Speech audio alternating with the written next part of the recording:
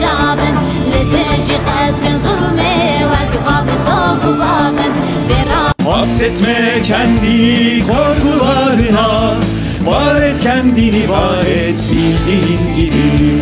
Bak bu hikaye sensin. Yumurtanın kabuğunu, hadi çık kozandan dışarı. Kır yumurtanın kabuğunu, yaşatma. Egemenliğin ırmak akışa, ezgisi sazlığa süzerek.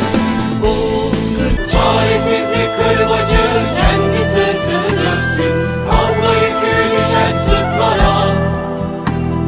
Yakışmaz mı gün? Bu evinim limezrabotam bejinim ezjinim dengijina berqadirim.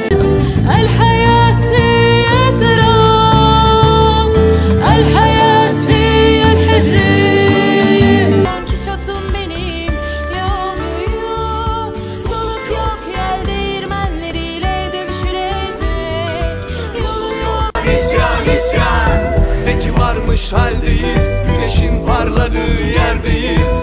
Yol uzun ama yol bitmez, yeni yıldızlar bize kerteriz. Düş yolunda düştü 33 yürek.